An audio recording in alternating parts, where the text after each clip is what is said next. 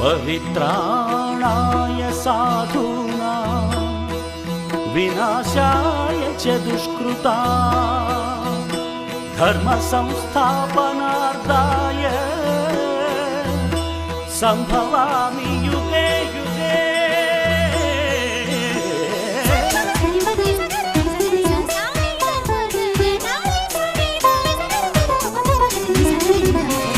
உலகினில் மனிதன் வாழும் வரை ஒவ்வொரு நாளும் தர்மயுத்தம் சுற்றிடும் பூமி ஓயும் வரை ஓய்வின்றி நடந்திடும் தர்மயுத்தம்.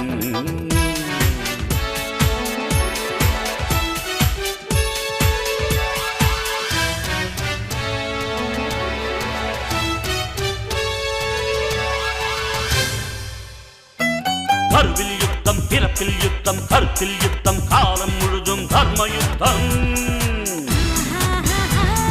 உழைப்பில் யுத்தம், பிழைப்பில் யுத்தம், உயர்வில் யுத்தம், உலகில் என்றும் தர்மயுத்தம்.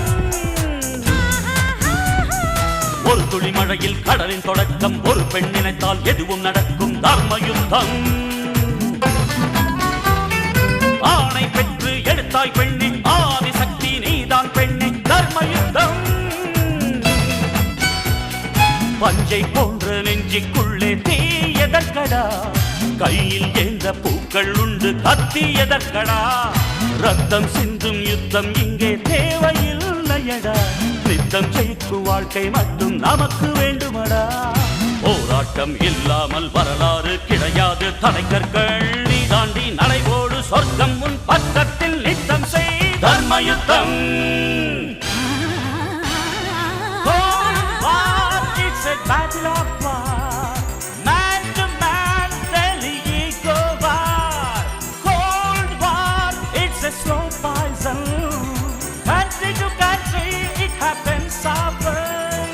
ஒரு முறை உலகில் உந்தன் பிறப்பு, உனக்குள் இங்கே அச்சமெதற்கு, வீரம் வேண்டும்.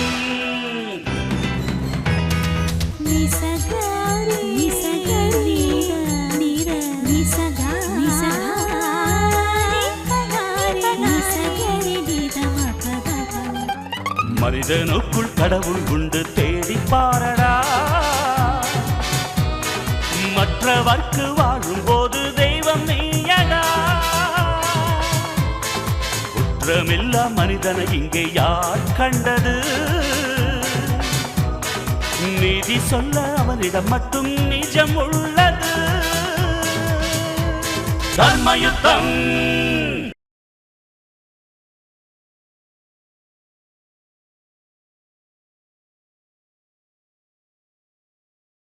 மிஸ்டர் சந்திரசேகர், உங்களை ஜஸ்ட் அனலைஸ் பண்ணுறதுக்காக தான் இங்கே அட்மிட் பண்ணியிருக்கோம். வயலண்ட் கேஸுங்க, ஷாக் ட்ரீட்மெண்ட் கொடுங்க. அப்படியே ஷாக் ட்ரீட்மெண்ட் கொடுக்கும்போது கொஞ்சம் ஹை வோல்டேஜை கொடுங்க, ஒரு ரெடியாக போய் சேர்ந்துறேன். கூல்டன் மிஸ்டர் சந்திரசேகர், உங்களை இந்த மாதிரி வச்சிருக்கிறது எனக்கே ரொம்ப கஷ்டமாக தான் இருக்குது. ஐ கேன் அண்டர்ஸ்டாண்ட், பட் சட்டம் அப்படி. ஆஸ் பர் லா என்ன பண்ணணுமோ அதை தான் நான் செய்கிறேன். என்ன பெரிய சட்டம் சார் உங்கள் சட்டம்? ஒரு மனுஷனை வேதனைப்படுத்துறது உங்கள் சட்டமா? நோ மிஸ்டர் சந்திரசேகர், நீங்கள் இருக்கிற மனநிலையில் உங்களுக்கு இப்படி தான் பேச தோணும். ஆனால் ஒரு டாக்டரா கேர் எடுத்துக்க வேண்டியனா கேர்லெஸ்ஸாக இருக்க முடியாது. பேஷண்ட் என்ன மனநிலையில் இருந்தாலும் ஒரு மருத்துவர் விருப்பு வெறுப்பு இல்லாமல் அவங்கள குணப்படுத்துறது தான் எங்களோட கடமை. ப்ளீஸ் கோஆப்ரேட் பண்ணுங்க, okay?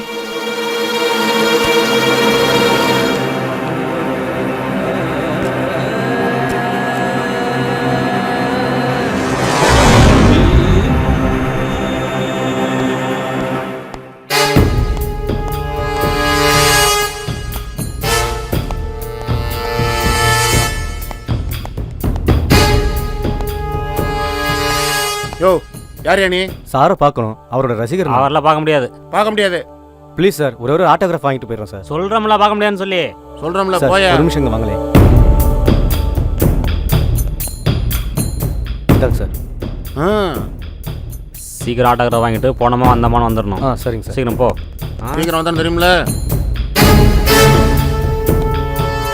Sir. Sir, autograph please. என்னடா மென்டல் ஹாஸ்பிட்டலில் வந்து இவ்வளோ தெளிவாக ஆட்டோகிராஃப் கேட்குறான்னு பார்க்குறீங்களா? என் பேர் ஆறுமுகம் சார்.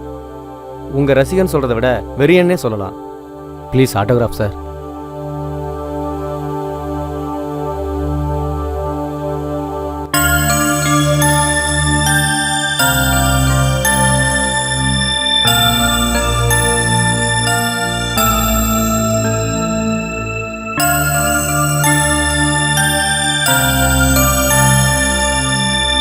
Thank you sir. எங்கே சார் இப்போல்லாம் பாட்டு கேட்குற மாதிரியா பண்ணுறாங்க? பாட்டு வரி என்னன்னு தெரியாத அளவுக்கு மியூசிக் டாமினேஷன். எல்லா சாங்ஸ்லேயும் ஏகப்பட்ட இங்கிலீஷ் வார்த்தைகள் சார். என்ன பாடுறாங்க, யார் பாடுறாங்கன்னு ஒன்றுமே தெரியல சார். இதில் ரீமிக்ஸ் வேற. எனக்கு யூத் அதைத்தானே லைக் பண்ணுறாங்க, அதைத்தானே ட்ரெண்டுன்னு சொல்கிறாங்க. என்ன சார் ட்ரெண்டு? நீங்கள் இருந்த வரைக்கும் ஒரு ராக ராஜாங்கமே நடத்திட்டு இருந்தீங்க சார். ரீ ரெக்கார்டிங் பண்ணீங்கன்னா என்ன ஒரு ஜீவன். படம் கதை சொல்கிறத விட உங்கள் பாட்டும் உங்கள் ரீ ரெக்கார்டிங் தான் சார் கதை சொல்லும். நீங்கள் என்ன ரொம்ப புகழ்றீங்க. ஒரு படம்னு எடுத்துக்கிட்டா கதையோ திரைக்கதையோ வசனமோ பாட்டோ ஒளிப்பதிவோ எடிட்டிங்கோ ஆர்ட் டைரக்ஷனோ கோரியோகிராஃபியோ மியூசிக்கோ எதுவுமே தனித்தனியாக தெரியக்கூடாது. எல்லாம் சேர்ந்து ஒரு நல்ல படமாக தெரியணும். என்னை பொறுத்த வரைக்கும் ஒரு நல்ல படத்துக்கான இலக்கணம் இதுதான் நினைக்கிறேன். 10 வரியில ஒரு நல்ல படத்துக்கான இலக்கணத்தையே சொல்லிட்டீங்க சார். இதை மனசில் வச்சுக்கிட்டு தான் நான் ஒவ்வொரு படத்துக்கும் மியூசிக் பண்ணுறேன். அதனால தான் கதையையோ காட்சி அமைப்பையோ மீறி என் பாட்டு படத்தை டாமினேட் பண்ணதே இல்லை. ஆர்கெஸ்ட்ரேஷன் கூட அப்படித்தான். அந்த மண், அந்த மண்ணின் மைந்தர்கள், அந்த கலாச்சாரம், அவங்களோட வாழ்வியலை சார்ந்த இன்ஸ்ட்ருமெண்ட்ஸ், இதைத்தான் நான் மெயினாக யூஸ் பண்ணுறேன். அதை மீறி எக்ஸ்ட்ராவாக ஒரு இன்ஸ்ட்ருமெண்ட்டை கூட நான் யூஸ் பண்ண மாட்டேன். பட் ஒன் திங், பாட்டு ஹிட் ஆகணும்னு நினச்சி என்றைக்குமே நான் பாட்டு போட்டதில்லை. ஏன்னா ஜெயிக்கணும்னு நினைக்கிறவன் வித்தை காட்ட ஆரம்பிச்சிருவான், வித்தை காட்ட ஆரம்பிக்கிறவன் விலகி போயிடுவான். நான் மியூசிக்கை விற்கணும்னு நினச்சதில்லை, வித்ததும் இல்லை. சார், நீங்கள் இவ்வளவு எளிமையா ஒரு சாதாரண ரசிகனை மதித்து சரிசமமாக பேசுவீங்கன்னு நான் நினைக்கவே இல்லை சார். ரசிகனோட ரசிப்பை பொறுத்து தான் கலைஞனோட படைப்பே அமைது. அதை விட்டுட்டு நான் போடுறதான் பாட்டு நீ கேட்டுதான் ஆகணும்னு நினைச்சா அது நிலைக்காது, அந்த ஆணவம் அழிஞ்சிரும். உங்களோட இவ்வளோ நேரம் பேசுனது எனக்கு ரொம்ப சந்தோஷம் சார். உங்களுக்கு மட்டும் இல்லை, எனக்கும் ரொம்ப நாள் கழிச்சு மியூசிக்கை பற்றி பேசுனதில் ரொம்ப சந்தோஷமா இருக்கு. ஒன்று கேட்டால் தப்பாக நினைக்க மாட்டீங்களே?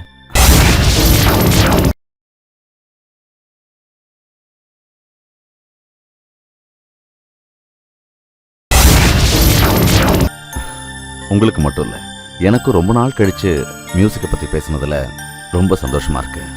ஒன்று கேட்டால் தப்பாக நினைக்க மாட்டீங்களே? தப்பாக நினைக்காத மாதிரி கேளுங்க. நீங்கள் எவ்வளோ பெரிய ஜீனியஸ். ஒரு தெளிந்த நீரோட மாதிரி இருக்க உங்கள் பேச்சு, உங்களை நான் இப்படி மனநல மருத்துவமனையில் சந்திப்பேன்னு நினைக்கவே இல்லை சார். எல்லாம் விதி. நமக்கு தெளிவாக தெரியறது இன்னொருத்தருக்கு குழப்பமாக தெரியும் இல்லையா? அது மாதிரி தான். எப்படி சார் இவ்வளோ ஈஸியாக எடுத்துக்கிறீங்க? கஷ்டம் நினச்சா கஷ்டம், ஈஸி நினச்சா எல்லாமே ஈஸி. நிச்சயம் உங்களுக்கு நல்லது நடக்கும் சார். நான் ஒரு ஃபோட்டோ எடுத்துக்கிறேன் சார். ம்.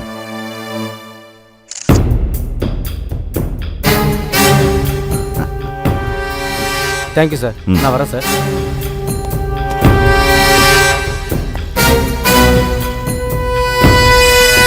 நர்ஸ், அந்த பேஷண்ட்டுக்கு பிபி செக் பண்ணிடுங்க. Yes doctor. அப்புறம் ஷாக் ட்ரீட்மெண்ட்டை நிறுத்திடுங்க போதும். ஓகே. தென் ஃபுட்டு ஆசிட்டிஸ் என்ன கொடுக்கணுமோ அதை கொடுத்துருங்க. ஓகே? ஓகே. Yes please. நீங்கள் போகலாம். என்ன இன்ஸ்பெக்டர், ஏதோ பேசிக்கிட்டே வரீங்க? என்ன சார் பண்ணுறது, என்ன இந்த கேஸ் புலம்ப வச்சிருச்சு. Any good news? மிஸ்டர் சந்திரசேகரை பெட்டில் அட்மிட் பண்ணி தரவாக அனலைஸ் பண்ணி பார்த்துட்டோம். பட் அவர் மன அழுத்தத்தால் அப்பப்போ டென்ஷன் ஆகி கத்துனாலும் அது ஒரு பெரிய பாதிப்பை நம்ம எடுத்துக்க முடியாது. அப்படின்னா அவர் மனநிலையில் எந்த பாதிப்பும் இல்லையா? அப்படி தான் சொல்லணும். ஸோ சந்திரசேகர் நார்மலாக தான் இருக்கார். நான் சர்டிஃபிகேட் தரதான் முடிவு பண்ணிட்டேன். Oh, thank you sir. No need, just I am doing my duty.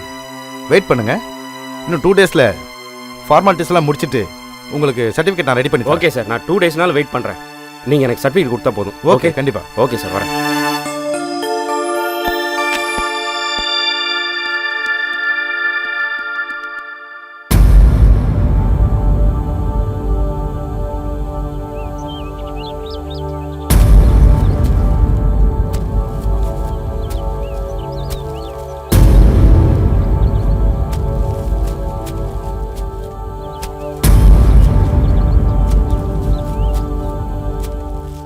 என்னய்யா?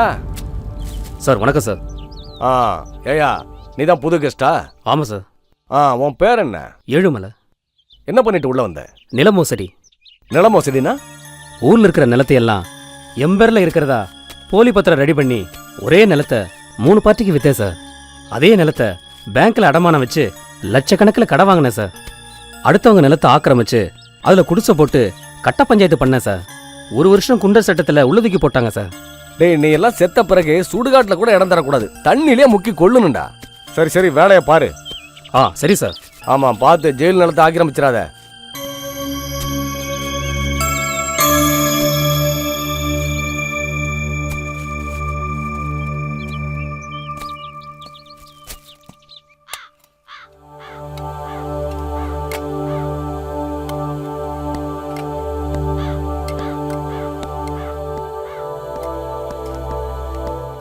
என்ன பசுபதி சார் கரு கரு கரு, நான் வந்தது கூட கவனிக்கல. சாப்பாடு அவ்வளோ டேஸ்டா? அப்படிலாம் ஒன்றும் இல்லை சார். தங்கச்சியை நினச்சிக்கிட்டே இருந்ததில்ல, நீங்கள் வந்ததை கவனிக்கல. ஆமாம், உன் தங்கச்சி ஜெயிலுக்கு வந்து உன்னை பார்க்கலையா? அப்படியே அவள் இங்கே வந்தாலும் என்னோட பேச தான் சார் முடியும், பார்க்க முடியாது. அவளுக்கு கண் பார்வை இல்லைன்னு ஏற்கனவே நான் சொல்லியிருக்கேன் சார். சாரிப்பா, எனக்கு ஞாபகம் இல்லை. உன்னை பார்க்கும்போதெல்லாம் எனக்கு என்ன பார்க்குற மாதிரியே இருக்கு. எனக்கு உன்ன மாதிரியே ஒரு உயிருக்கு ஒரு அன்பா ஒரு தங்கச்சி இருந்தா. அவ பேர் மஞ்சு. ஏன் சார் ஃபீல் பண்ணுறீங்க? இந்த வாரமோ அடுத்த வாரமோ நான் ரிலீஸ் ஆகி போய் என் தங்கச்சியை கண்குளிர பார்த்து சந்தோஷமாக இருக்க போகிறேன் சார். அதே மாதிரி நீங்களும் ரிலீஸ் ஆகி போய் உங்கள் தங்கச்சி கூட சந்தோஷமாக இருக்க போகிறீங்க. அது முடியாதுப்பா. ஏன் சார், உங்கள் தங்கச்சி ஊரில் இல்லையா? ஏதாவது வெளிநாடு போயிருக்காங்களா? என் தங்கச்சி ஊர்ல இல்லை, திரும்ப வர முடியாத, பார்க்க முடியாத, பேசவே முடியாத ஊருக்கு போயிருக்கா. சார்? ஆமாப்பா, என் மஞ்சு உயிரோட இல்லை. சார், நான் சோர்ந்து போனப்போ எத்தனையோ முறை நீங்கள் எனக்கு ஆறுதலாக இருந்திருக்கீங்க. ஆனால் நான் விளையாட்ட உங்கள் வேதனை கிளறி விட்டுட்டேன். என்னை மன்னிச்சிருங்க சார். சேச்சே, அதெல்லாம் ஒன்றும் இல்லை. இதுக்கு எதுக்கு மன்னிப்பு கேட்டுக்கிட்டேன்? நான் பேசிக்காகவே கொஞ்சம் எமோஷனல். அதுவும் என் தங்கச்சி மஞ்சுவை பற்றி பேசினா கொஞ்சம் உணர்ச்சி வசப்பட்டுருவேன். அவ்வளோதான். இதுக்கு நீ என்ன பண்ண முடியும்? சரி, ரிலீஸ் ஆகி போனதை என்ன மறந்துட மாட்டியே? உங்களை எப்படி சார் மறக்க முடியும்? அப்படின்னா ரிலீஸ் ஆகி வீட்டுக்கு போனதும் ஒரு 4-5 நாள் கழிச்சு உன் தங்கச்சியோட வந்து என்ன பார்க்கணும். என்ன? கண்டிப்பாக சார். சரி, சாப்பிட்டேன். நீங்கள் சாப்பிட்டீங்களா சார்? சாப்பிட்டேன்.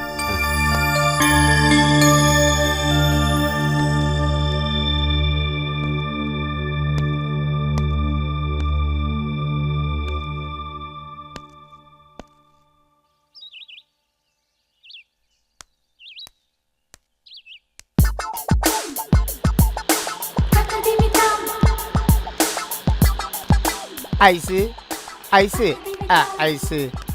என்னையா ஐஸ் வைக்கிறவ மாதிரி ஐஸு ஐஸுன்னு கூப்பிட்டுக்கிட்டே வர? ஐஸு ஐஸுன்னு நான் நைஸாக பேசினா கூட நீ மசிய மாட்டேங்கிற. உன்னை நினச்சி நான் ஒரு மாமாங்கமாக தவம் இருக்கிறேன். நீ மட்டும் என்னை ஒரே ஒரு முறை மாமான்னு கூப்பிட்டினா என் ஜென்ம சாப விமோச்சனம் அடைஞ்சிடும். இத பாரியா, நீ ஒரு சைஸா பேசினாலும் சரி, நைஸா பேசினாலும் சரி, என் அழகுக்கு முன்னால ஒரு பைசா கூட தேர மாட்டேன். மரியாதையா சொல்றேன், என் பின்னாடி சுத்துறத நிறுத்து. நான் பின்னாடி வந்தா என்ன பண்ணுவேன்? ஈவ் டீசிங்னு சொல்லி உன்னை உள்ள தள்ளிடுவேன். ஐ, ஈவினிங்ல பண்ணாதான் ஈவ் டீசிங். நான் மார்னிங்ல எல்லாம் உன்னை அப்ரோச் பண்றேன். காக்ரோச் மாதிரி இருந்துகிட்டு அப்ரோச் பண்றியா? நான் யாரை பார்க்க போறேன் தெரியுமா? ஹிருத்திக் ரோஷனை பார்க்க போறேன். நீ ரித்திக் ரோஷனை பார்க்க போற, அவரு உன்னை பாப்பாரா? இத பாரு, நீ யார வேணா பார்க்க போ, ஆனா போறதுக்கு முன்னாடி என்ன மாமா அப்படின்னு கூப்பிட்டு போ. ஐஸு, இத பாரியா, எனக்கு தமிழ்ல பிடிக்காத ஒரே வார்த்தை மாமா. எனக்கு பிடிச்ச ஒரே வார்த்தை ஐஸு ஐஸு ஐஸு ஐஸு. சீத்து சீத்து சீத்து. என்ன ஐஸு, ஒரு முறை மாமங்கிற மரியாதை கூட இல்லாம என் மூஞ்சில துப்புற. நீ முறை பொண்ணுங்கிறதால உன்னை நான் மன்னிச்சிட்டேன். ஐயோ, முறை மாமனாவது ஜொர மாமனாவது, உனக்கு இந்த வெக்கம் மானம் சூடு சொன்ன எதுவுமே கிடையாதா? நீ என்னைக்கு என் மனசுல குடியேறினியோ அன்னைக்கு அதெல்லாம் காலி பண்ணின்னு போயிடுச்சு. ஓ, ஏயா என்னை இப்படி சித்திரவதை பண்ற? என்ன ஐஸு, சித்திரவதை, வைகாசி வதை, ஆணி வதைன்னு மாசத்தை அடுக்கிட்டே போற. நம்ம கல்யாணம் எந்த மாசத்துலன்னு சொல்லு, எனக்கு ஆடியா இருந்தா கூட ஓகே. அடி ஓகேவா? அது அடி இல்ல, ஆடி. ஆவுக்கு கால் சுழிக்கணும். கால் சுழிக்கணுமா? சுழிக்குச்சா? என்ன ஐசு கீழே தள்ளி விட்டுட்ட? இது ஆடி தள்ளுபடி. ஒழுங்கா வீடு போய் சேரு. ஐசு, நீ தள்ளி விட்டதுல நான் மட்டும்தான் விழுந்தேன். என் காதல் என்னைக்குமே விழாது. நீ தள்ளி விட்டப்போ உன் கை என் மேல பட்டதுல, அதுவே இன்னைக்கு போதும். மீண்டும் நாளை சந்திப்போமா? Ice ice ice ice ice. நீ என்ன லூசா? ஐஸ் எல்லாம் ஐசஸ்ன்னு கத்திட்டு இருக்க? டேய், என் ஐசை என்ன மதிக்க மாட்டேங்குது. நக்கலா பண்ண வந்த? நில்றா.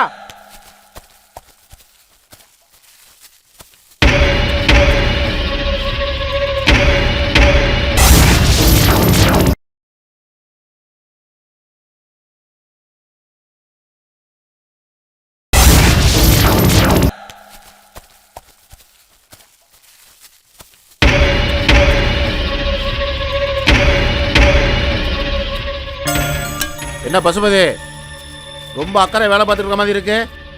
சொந்த தோட்டத்தில் வேலை பார்க்குற மாதிரி ரொம்ப சின்சியராக வேலை பார்த்துட்டு இருக்க.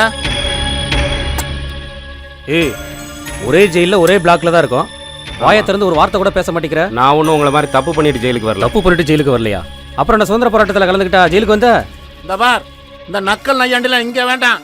அட, ஒரு ஜாலிக்கு இப்படி பேசுனா அதை போய் சீரியஸ் எடுத்துக்கிறீங்க. ஆமா, நீ என்ன பண்ணிட்டு ஜெயிலுக்கு வந்த? ஏன், அது எதுக்கு உனக்கு? அட, சும்மா சொல்லுப்பா. என் தங்கச்சி ஒருத்தன் கையை பிடிச்சி இழுத்தான். அவன் கையை வெட்டிட்டு நான் ஜெயிலுக்கு வந்தேன். கையை வெட்டிட்டியா? ஆமா, உண்மையாவே மானசன்னா? ஆமா, நீ எப்படி ஜெயிலுக்கு வந்த? மெயின் கேட்டு வழியா வந்தேன். நக்கல. ஏய், இது உனக்கு தேவையில்லாத விஷயம். சரி விடுங்கப்பா, நீங்க ரெண்டு பேரும் ரொம்ப நல்லவங்க. நான் அயோக்கியன், தப்பு பண்ணிட்டு ஜெயிலுக்கு வந்தவன். அது இருக்கட்டும். அதோ அந்த ஜிப்பா போட்டுட்டு செவப்பா உயரமா யோக்கியமானவரா தெரியுறாரு, அவர் என்ன பண்ணிட்டு ஜெயிலுக்கு வந்தாரு? ஏய், சாரை பத்தி ஏதாவது பேசுன? ஏன்பா மிரட்டுற? நல்ல விதமா மரியாதையை தானே விசாரிச்சேன். தப்பா ஏதாவது ஒரு வார்த்தை சொன்னா? ஏன் சொல்லி பாரு, அப்புறம் என்ன நடக்குதுன்னு தெரியும்லே. சரி விடு கணேஷ். ஏதோ சாரை பார்த்தா மரியாதையானவராக தெரியுறாரு, எப்படி ஜெயிலுக்கு வந்திருப்பாரு, ஆர்வத்தில் கேட்டிருப்பாரு. அதை நம்ம தப்பா சொல்லலாமா? அதேதான். அவர் முகத்துல ஒரு ராஜாக்களையும் கண்ணுல ஒரு கனிவும் தெரியுதே, அதை பத்தி தெரிஞ்சுக்கலான்னு விசாரிச்சேன். அதை நீ சொல்லாட்டி அவர் சொல்லட்டுமே. நீ சொல்லுப்பா. அவர் தான் பிரபல மியூசிக் டைரக்டர் சந்திரசேகர் சார். ஓ, சந்திரசேகரா? அதானே ஃபேமஸான முகமா இருக்கேன்னு நினைச்சேன். ஆமா, அவர் எதுக்கு ஜெயிலுக்கு வந்தாரு? ஒரு கொலை பண்ணிட்டு உள்ள வந்திருக்காரு. யாரை கொலை பண்ணாரு? அவரோட அசிஸ்டன்ட் ரகுராமனை சுட்டு கொண்டுட்டாரு. சான்ஸே இல்ல. அவராவது கொலை பண்றதாவது.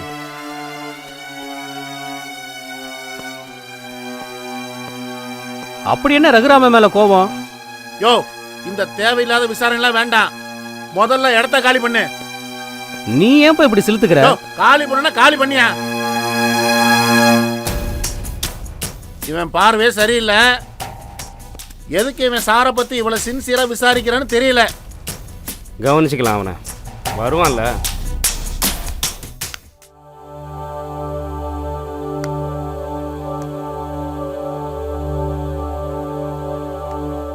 வா ரமேஷ்.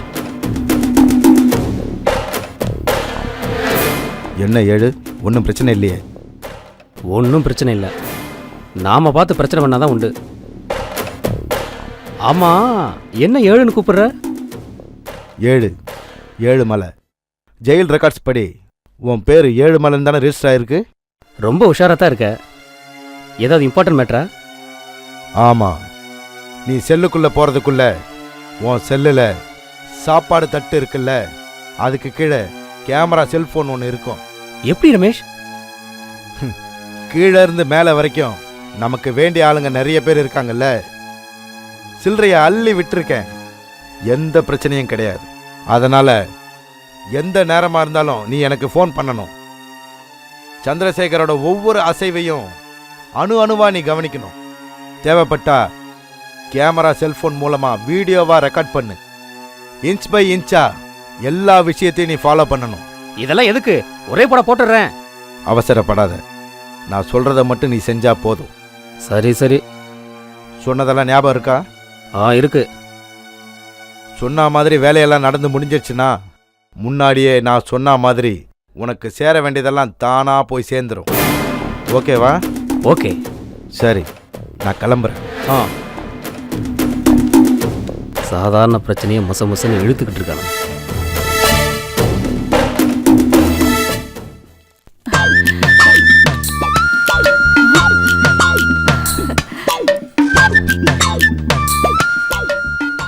ஐயோ, உன்னோட முகத்தை எப்ப நான் இந்த ஃபிலிம்ல பார்க்க போறேன்னு தெரியலையே. நீலாம்பரி அக்கா, நீலாம்பரி அக்கா, என்னடா கண்ணா? இனிமேல் என்னால பொறுக்க முடியாது. ஏ, அந்த அளவுக்கு நீ பொறுக்கிட்டியா? இதோ பார், விளையாடாத. நான் சீரியஸாவே கேக்குறேன். இந்த வீட்டுக்கு நான் எப்ப வந்தேன்? எனக்கு கல்யாணம் பண்ணப்ப எனக்குன்னு சீதனமா கொடுத்த ஒரே அண்டால ஒளிஞ்சிட்டு வந்தவன் நீ. அப்ப வந்தவன் இன்னும் நீ திரும்பி போகவே இல்லை. உன் பேச்சில நீ அன்பு காட்டுறியா அவமானப்படுத்துறியான்னு தெரியல. டேய், நான் உன்னை அவமானப்படுத்தினா? நீ இந்த வீட்டோட மாப்பிள. எப்பவுமே இந்த வீட்டுல உனக்கு கௌரவ பிரச்சனை வராது. உன் மேல உள்ள நம்பிக்கையில தான் நான் 16 வயதினர் சப்பானி மாதிரி உன் மக மயிலுக்காக காத்துக்கிட்டு இருக்கேன். நீ என்னடான்னா குருவம்மா மாதிரி மருமகனே மருமகனேன்னு சொல்ற. ஆனா அதுல எனக்கு ஒரு டவுட் இருக்குது. நீ என்ன சந்தேகப்படுறியா? என்னையா? டேய், நீ பிறந்த உடனே சினிமா போஸ்டர் விரிச்சு அதுல உன்னை படுக்க வச்சு விடானா? டூரிங் டாக்ஸில மண் குவில் குவிச்சு அதுல நான் உட்காந்து உன்னை என் மடி மேல உட்கார வச்சு படம் பார்க்க பழகி விட்டு விடானா? அக்கா அக்கா, நீ ரொம்ப எமோஷனல் ஆகாத. உன் பொண்ணு நான் கருப்பா இருக்கிறேன்னு சங்கடப்படுறான்னு நினைக்கிறேன். டேய், நீ கருப்பான வரலாறு அவளுக்கு எங்கடா தெரியும்? உனக்கு 5 வயசு இருக்கும்போது நீயும் அம்மாவும் தியேட்டர்ல சினிமா பார்க்கும்போது திடீர்னு தீ விபத்து ஏற்பட்டு அதுல நம்ம அம்மா இறந்து போயிட்டாங்க. அந்த தீயோட அனல் பட்டு நீ காஞ்சி தீஞ்சு கருவடாயிட்ட. கருப்பு ஒரு கவர்ச்சிடா, காந்தல் ஒரு ருசி. நீ ஃபீல் பண்ணாத. இந்த நீலாம்பரி இருக்கிற வரைக்கும் என் பொண்ணு உனக்கு தான். என்னமோ உன்னைத்தான் நம்பி இருக்கிறேன். உன் பொண்ணு என்னடான்னா ஐஸ்வர்யா ராய் ஆகணுங்கிறா. இதெல்லாம் நடக்கூடிய காரியமா? அவ எவ்வளவு பெரிய ஹீரோயின் ஆனாலும் என் பொண்ணு கழுத்துல நீ தான் தாலி கட்டுற. அவ ஒத்துக்கணுமே. ஒத்துக்க வை. எப்படிக்கா? டேய், இதெல்லாம் அக்கா எப்படி அவனுக்கு எடுத்து சொல்ல முடியும்? அவகிட்ட எப்படியாவது சிரிச்சு பேசி அவளை கவர் பண்ணு. போ, சொன்ன வேலை செய். போ போ. சரிக்கா. தம்பி, மாப்ள என்னையா? ஒன்னதான். நீ என்ன பண்ற? சொல்லுக்கா. உடனே உதயம் தியேட்டருக்கு போய் போறேன். கியூல நின்னு 4 டிக்கெட் எடுத்துட்டு வா. எனக்கும் சேர்த்து தானே? நோ, எங்க ஃபேமிலிக்கு மட்டும் தான். மாப்ள, நீ என்ன பண்ற? இந்த வீட்லயே இருந்து வீட்டை பொறுப்பா பாத்துக்கோ. போடா கண்ணா, போ. சரி, வர. எனக்கு இவன் கிட்ட பிடிச்சதே இந்த பணிவு தான்.